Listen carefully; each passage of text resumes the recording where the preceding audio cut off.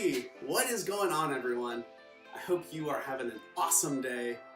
Today I have another listening lesson for you, but this one's a little bit different.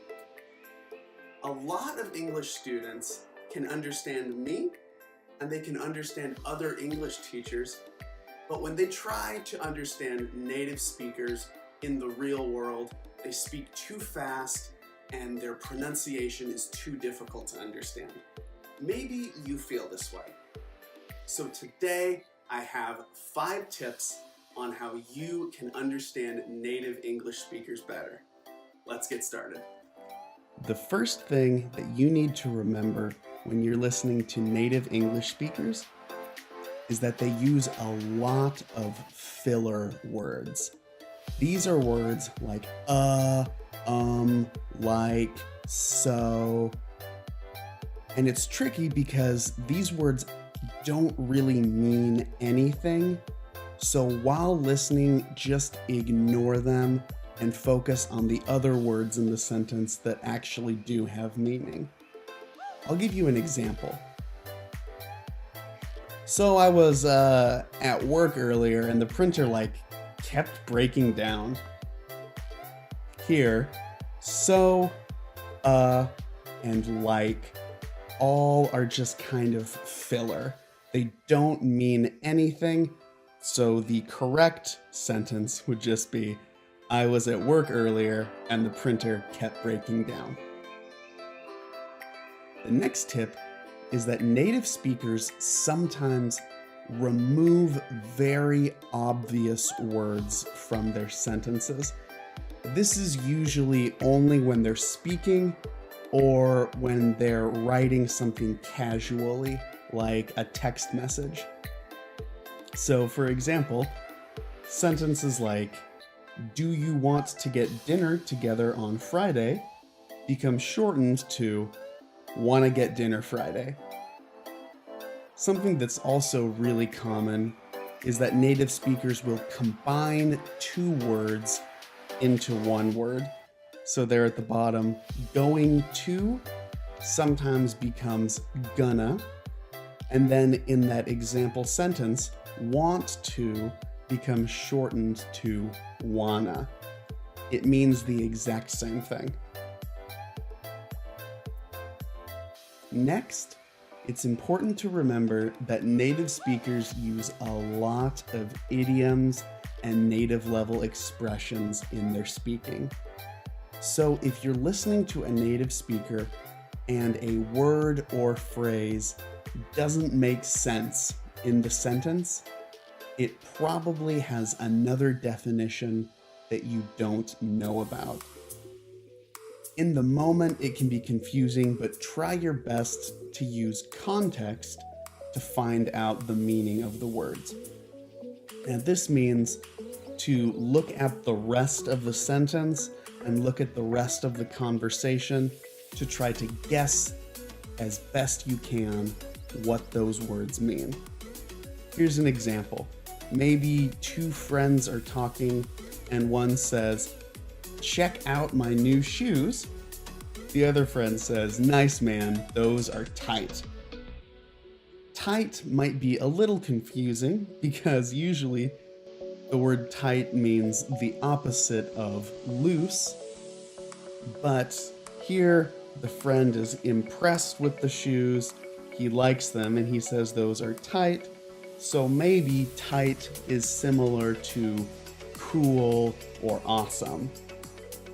And that is actually the slang definition of the word tight. It means that something is really cool. Next, native speakers make mistakes. In the real world, speech isn't always perfect like it is when you're listening to an ESL lesson. There are a lot of common mistakes that native speakers make while they're talking. Some of these are they'll use the wrong verb tense, they'll make subject-verb agreement mistakes, or they'll use the wrong prepositions or articles. Sometimes they'll be starting a sentence and make some mistakes, so they pause, go back and say it again. So keep in mind that in addition to making mistakes, sometimes native speakers will repeat a word or repeat a phrase in a sentence more than once if they make a mistake the first time they're trying to say it. And the last tip is probably the most important one and the biggest problem that English students have when listening to native speakers. And that is that they are fast. They speak really quickly, and they also change subjects or change the topics of the conversation really quickly. This can be very difficult and very frustrating when you are working hard to understand English and you listen to a native speaker and you can barely understand anything they say. There are a few ways to practice this specific problem. The first one is to change the speed that you watch videos at.